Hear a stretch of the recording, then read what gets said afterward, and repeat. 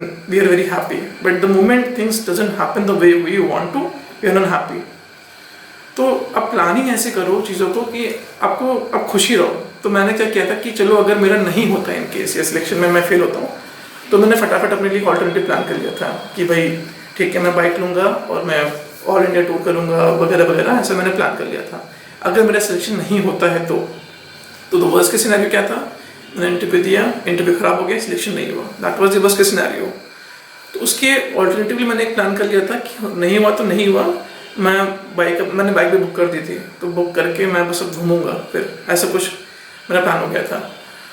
तो exam interview जो panel जहाँ बैठता है, जो रूम तक बैठता है, उसके बाहर तक जब तक मैं नहीं आया था तब तक मेरे को डर नहीं लगा। जब बुलाया गया कि हाँ सेंड मैन, बस मेरे एकदम से हक्के पक्के छूट गए थे। मतलब मैं गया अंदर, मुझे लगा शायद वहाँ पे रोकेंगे या बैठाएंगे मुझको, बट एकदम से सारे सामने आ गए थे। उसके बाद कुछ 4-5 मिनट तक मैं थोड़ा सा घबराया था, बट देन उसी मोमेंट में समझ में आया कि अगर इंटरव्यू खराब हुआ तो उसकी वजह कोई और नहीं, मैं ही हूँ। और वही चीज़ आपके साथ भी, अगर आपका इंटरव्यू खराब होता है तो उसकी वजह भी कोई और नहीं, आप ही रहोगे। तो घबराओ मत बिल्कुल भी, चीज़ें नहीं आती हैं। कई बार वो चीज़ पूछते भी ऐसी हैं कि आपको ना पता हो, तो बस उनको ये देखना होता है कि सामने वाला इंसान रिप्लाई कैसे करेगा उसका। तो बहुत ही अश्योर्ड रहो और घबराना मत। आपका अगर इंटरव्यू खराब होता है घबराहट से, या कई बार क्या होता है कि हमें इसका आंसर पता होता है, पढ़ा है, साला उस टाइम पे हिट नहीं करता है वो चीज़। और मुझसे भी क्वेश्चन पूछा था, कुछ आईटी वाला कोई स्कीम थी, उस टाइम मेरे को हिंट ही नहीं हुआ वो चीज़। मेरे को लगा था कि ये कौन सा क्या है क्या नहीं है, याद ही नहीं आया मुझे। तो मैंने तुरंत पूछ लिया उनसे कि सर मुझे नहीं पता, पहली बार सुन रहा उस बारे में, can you tell me about something about this. उन्होंने बताया, तो जैसे याद बताया बाकी का मुझे याद आ गया कि हाँ सर ठीक है, आई गॉट इट। मतलब मैं भूल गया था, बट इसका ये चीज़ है। तो उसके आगे के 2-3 पॉइंट मैंने खुद ऐड कर दिए थे। तो ऐसा होता है कभी कभी, तो उसका ध्यान रखना, बिल्कुल भी नहीं घबराना है। हम देखते हैं यार ऑफिसर्स, देखो जो आईपीएस ऑफिसर्स होते हैं या आर्मी ऑफिसर्स होते हैं, बिल्कुल they are so bold about everything, जो भी बोलते हैं या जो करते हैं, तो एकदम ऐसे ही रहो बस। फिर हाँ, जो भी आप आंसर करते हो बहुत कॉन्फिडेंटली आंसर करो चीज़ों का, बहुत शॉर्ट और बहुत प्रिसाइज आप आंसर करो। 2-3 पॉइंट डाल दो उसमें, जो भी आपसे पूछ रहे हैं 2-3-4 चीज़ जो भी है आप ऐड करो। कंक्रीट बोलो और बहुत एकदम सटीक बोलो। जो पूछा गया है क्वेश्चन, उनसे ज़्यादा कोशिश मत करना कि आप उनसे क्वेश्चन रिपीट कर पाओ। जो पूछे एग्जैक्टली उसका ही आंसर दो। ना ही हमको, कई बार हमारे साथ होता है कि हमें किसी बारे में बहुत अच्छी नॉलेज है, तो हम क्या है वहाँ पे अपना नॉलेज जानना शुरू कर देते हैं, पर वो गलती नहीं करनी। अगर आपको अच्छे से आता है तो इतना सटीक बताओ उसका आंसर कि सामने वाले को लगे कि हाँ भाई यही हमको सुनना था, तुमने जवाब दे दिया एग्जैक्टली। एक कोई क्वेश्चन था ऐसा पुलवामा वाला कि भाई अगर आप पोस्टेड होते पुलवामा में तो आप क्या करते हैं। तो क्योंकि सीआरपीएफ का तो यार पेपर में जब भी आता था मैं तो एकदम घुस के पढ़ता था, तो उसका तो पता था कि इंटेलिजेंस फेलियर हुआ था या आपस में इतना फोर्सेस का नहीं था कि भाई शेयर करें।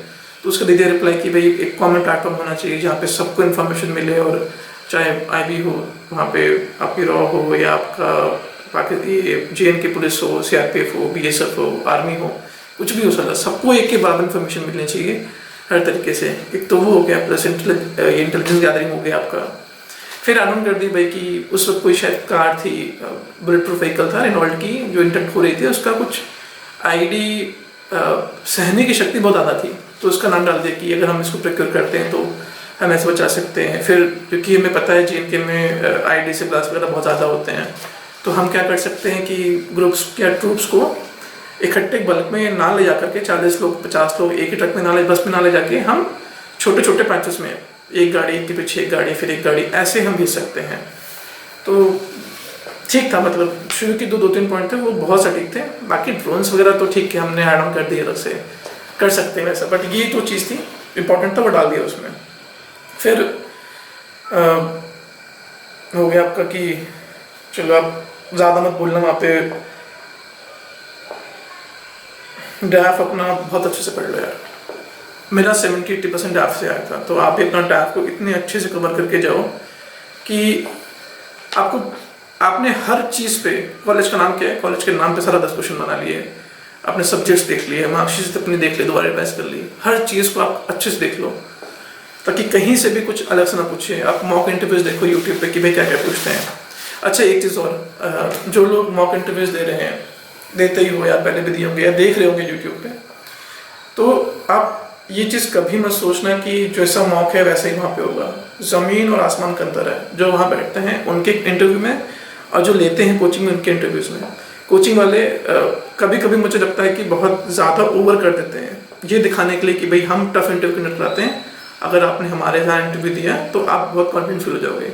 ऐसा कुछ भी नहीं है वहाँ पे। मुझे जब मैंने इंटरव्यू दिया था कहीं पे, एक बार मॉक दिया था, तो मैं इतना डीमोटिवेट हो गया था कि बहुत लॉजिकल सी चीज़ थी। अगर मैं जैसे लखनऊ में रहा हूँ, राजस्थान में कुछ 2-3 महीने पहले ही शिफ्ट हुआ हूँ, एड्रेस मैंने चेंज कराया घर का कि भाई पापा रिटायर हो गए राजस्थान चले गए, तो मैंने अपना एड्रेस भी चेंज कर लिया।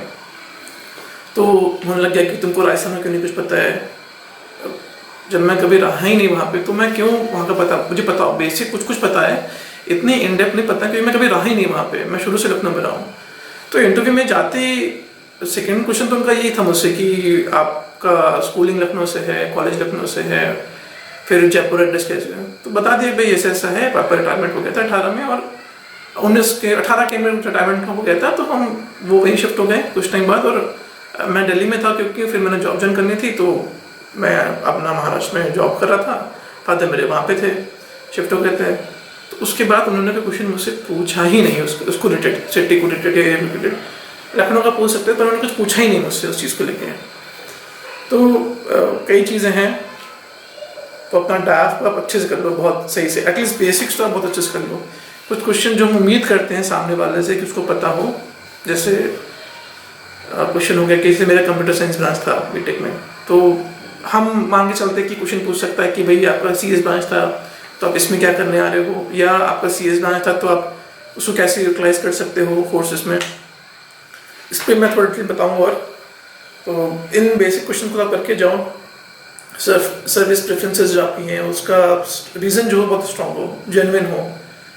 ये क्वेश्चन मान लो कि बहुत ज़्यादा मार्कर का है, अगर आपका जो चल रहा है अपना CISFSS भी उसी टाइप के आपका प्रेफरेंसेस भी है, तो उस पर ध्यान दो और वो गलती रिपीट मत करना। आपका जो रीज़न हो बहुत सटीक हो, बहुत रीजनेबल हो, चाहे आपकी अपने लाइफ से कहीं कोट करके रीज़न दो अपना, या आपने कुछ पढ़ा हो वैसे उसको कोट करके रीज़न दो अपना, पर अपना रीज़न कुछ अपना अच्छा बनाओ, अपनी हॉबीज़ वगैरह स्ट्रॉन्ग करके जाओ।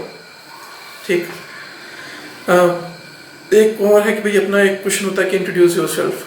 तो इंट्रोड्यूस योरसेल्फ में कभी भी ये गलती मत करना कि आप पापा का नाम, अपना गांव वगैरह ये सब बता रहे हो, कुछ की ज़रूरत नहीं है इसकी। अपना नाम, कॉलेज, फिर आप कहीं जॉब कर रहे हो तो वो, नहीं कर रहे हो तो अभी क्या कर रहे हो तो वो चीज़, और अगर आपने लाइफ में कुछ बड़ा अचीव किया है तो उसका नाम कर सकते हो बस। उसके अलावा ज़्यादा कुछ नहीं डालना है इंटरव्यू में, ठीक है। क्योंकि मुझसे भी जब पूछा ना कि इंट्रोड्यूस योरसेल्फ, अब जो बच्चे जिनका पहले इंटरव्यू लिया है उसमें से कई बच्चे गलती कर चुके होते हैं, तो वो चाह रहे होते कि सामने वाला जो बंदा लड़का आ रहा है ये फिर से वही गलती ना कर दे। फिर से जब सुनते हैं ना वही चीज़ कि my name is this and my father name is this, I belong to this village, वो सुनते ही उनका, किसी का भी हो, आप भी अगर इंटरव्यू ले रहे हो तो आपका भी थोड़ा सा दिमाग झंड हो जाएगा कि यार मतलब वैसे कॉमन है। तो बहुत शॉर्ट रखना अपना इंट्रोडक्शन, ठीक।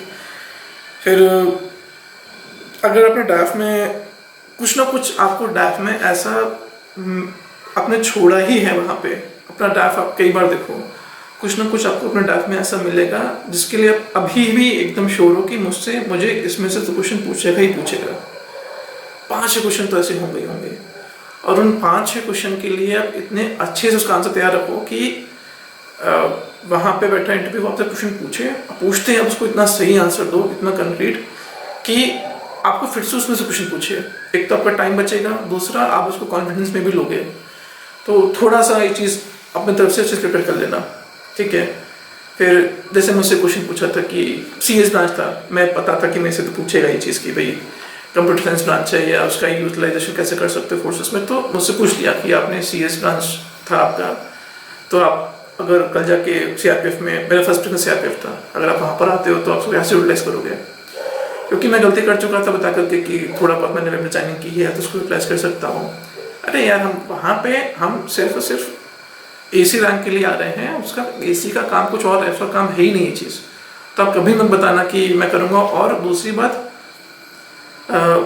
हम वहाँ पे करेंगे नहीं, आपके आंसर ऐसे होंगे आई विल इंश्योर कि ये चीज़ हो जाए, आई विल सजेस्ट कि ये चीज़ हो जाए, मैं नहीं करूँगा, बट मैं इंश्योर करा सकता हूँ कि भैया लेजर वेजर बन जाए वहाँ पे, एंटीवायरस टाइम पे अपडेट किए जाए, विंडोज़ अपडेट किए जाए, या हम देख लें कि किस किस के अपडेशन नहीं चालू हैं, किसके करने चाहिए। अगर इस्टेब्लिशमेंट बहुत बड़ा है और वहाँ पे कई सारे कंप्यूटर्स हैं और कुछ इंपॉर्टेंट इन्फॉर्मेशन है, तो भाई हमको वहाँ पे वीपीएन भी चाहिए, क्योंकि मैंने पढ़ा है ये चीज़, उसको यूटिलाइज करना है, पर मुझे नहीं करना है वो काम मैं इंश्योर कराऊंगा कि वो काम हो जाए, या उसकी प्रपोजल दे दूंगा मैं कि आप कराओ, आप बाहर से टेक्नीशियन लेके आप उससे कराओ, मुझे मतलब नहीं ये चीज़ से। इन केस ऑफ इमरजेंसी ऐसे कुछ है तो obviously will go in, but मैं नहीं करूँगा ये चीज़। आपको टेक्नीशियन हायर करो, या जो अभी आपके आईटी डिपार्टमेंट वाले हैं उनको बोलो, वो करेंगे। तो आपको इंश्योर करना है, ऐसे आंसर्स में आपको खुद नहीं बोलना है। दूसरा ये चीज़ की हॉबीज़ में मेरा कुछ था कि भाई वेपन्स एंड मिसाइल सिस्टम्स के बारे में पढ़ना अच्छा लगता है, तो अजीब सी हॉबी थी ये। तो मुझे पता था कि इससे भी क्वेश्चन पूछ सकता है, तो पूछा कि भाई क्यों आपको ये इंटरेस्ट शुरू कब से हुआ। हमने पहले कोई कैंडिडेट दिखा नहीं है सर इसका ऐसा इंटरेस्ट हो, तो मैंने बोला कि सर जो जेन्युइन था कि सर जो ये सेकेंड सर्जिकल स्ट्राइक्स हुई इसमें बहुत सारे मिसाइल्स और वेपन सिस्टम्स के बारे में पढ़ा मैंने, तो मुझे ये चीज़ अच्छी लगने लग गई इसके बारे में पढ़ना, तो मैंने पढ़ना शुरू कर दिया। और मतलब फिर जो भी इंफॉर्मेशन है, या मैंने अपने खुद के जो नोट्स हैं वो बहुत अच्छे बना लिए थे वेपन सिस्टम के बारे में, चाहे पाकिस्तान का वेपन सिस्टम हो, इंडियन वेपन सिस्टम हो, उसकी आर्मी हो, रशिया का हो, यूएस का हो, पूरा अच्छा खासा 50 पन्ने का नोट्स था मेरे पास, सबके बारे में इंफॉर्मेशन थी। तो हॉबीज अपने स्ट्रॉन्ग करके जाओ, और आपके जो आंसर्स हो ना वो बहुत जेन्युइन लगे। ऐसा ना हो कि सामने वाले ने आंसर दिए और लगा कि बस ये तो अगर हम मान लो कि क्वेश्चन था कि मुझे रनिंग भी था मेरा, जिम भी था, तो उन्होंने पूछा कि what do you like most, running और जिम। अगर मैं इन जनरल किसी से पूछूंगा तो वही बता देगा कि कुछ भी दे सकता है, उसको रनिंग पसंद है या जिम पसंद है, तो बोल देगा कि मुझे रनिंग पसंद है, जिम मुझे इसलिए पसंद नहीं क्योंकि बॉडी बनती है, फिर छोड़ते तो वापस चल जाती है, रनिंग में कुछ ये फ़ायदे हैं वो फ़ायदे हैं। बट वो ना बोल के मैंने ये बोला कि ma'am I love running more because the exhaustion I get and that last 100 metre of sprint, जो सांस अपनी होल्ड करके भागना पड़ता है और उसमें जो एग्जॉशन होता है लास्ट टाइम पे, मुझको वो चीज़ बहुत पसंद है। और ये चीज़, ये जो आंसर्स होते हैं ना, ये बहुत आपके मन से निकलते हैं, ये वो आंसर्स है जो आप जेन्युइनली आपको फील होता है। तो ये चीज़ वहाँ पे मन से बोलना, कुछ भी फ्रेम करके मत बोलना। अगर फ्रेम करके बोल रहे हो तो उसका ध्यान भी रखो कि क्या बोल रहे हो, क्योंकि काउंटर क्वेश्चंस हो सकते हैं उसमें। जितना भी हो सके उतना ही जेन्युइन रहना, ठीक। एक चीज़ और, जो भी आंसर्स हो आपके वो आपसे ही इंस्पायर्ड हो। ऐसा ना हो कि भाई आपसे कुछ पूछा कि आपने ऐसे ऐसा क्यों ऑप्ट किया, तो आप ये मत बोलो कि मेरे पेरेंट्स ने मुझे बोला, मेरे फादर ने सजेस्ट किया, ये सब तो बोलना ही नहीं है। तो कभी मत बोलना गलती से, आपका डिसीजन था। आप प्रोफेसर हो यार, मतलब एक ही तो आपका लेवल बच्चा है, इसका मतलब प्रोफेसर ही बन जाओगे।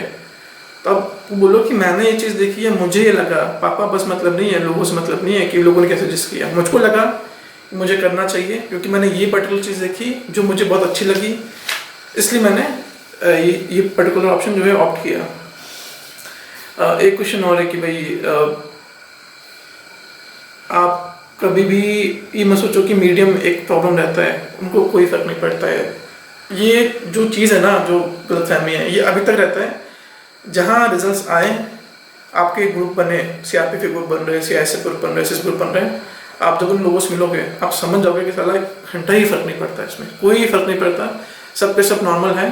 किसी की इंग्लिश बहुत अच्छी नहीं है, कुछ की है, कुछ की नहीं है, कि यूनिटी बेस हिंदी में दिए हैं, बंदे सिलेक्टेड हैं, बैठे हैं बगल में, टॉप 100 में रैंक है, टॉप 10 में रैंक है उनकी, तो मीडियम मीडियम से कोई फर्क नहीं पड़ता। ये चीज़ तो भूल जाओ, कोई मतलब नहीं इसका।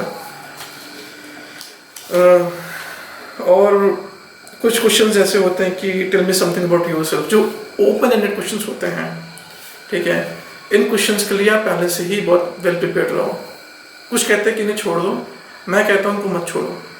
आप इन जेन्युइन आप अपनी लाइफ का कोई भी इवेंट बताओ जो आपको लगे कि यार ये कुछ इसका मैं बताता हूँ अगर, तो वाकई में इसका बहुत अच्छा ही इम्पैक्ट पड़ेगा आपके पास। वो मतलब गोल्डन बो नहीं होता है, वो है आपके पास, या लो मारो वो पढ़ना ही पढ़ना है। तो जैसे मुझसे पूछा गया था क्वेश्चन कि भाई tell me something about yourself, जो डाफ में मेंशन नहीं, वो डाफ मैंने लिया और ऐसे पटक दिया कि Ravi enough of this DAF और tell me something which was not mentioned in this DAF, ऐसे बोला। तो एक बार तो मैं सुन हो गया कि भाई चलो इसका क्या जवाब दें। फिर लगा कि ऐसे दिमाग चलाया, फिर याद आया कि यार ये तो मेरी लाइफ का इंपॉर्टेंट मोमेंट था। इंपॉर्टेंट मोमेंट क्या कि लाइफ में लगातार बहुत फेलियर हुए थे। तो एक टाइम पे मैं कंप्लीट मेरा ब्रेकडाउन हो गया था 2017 के आसपास।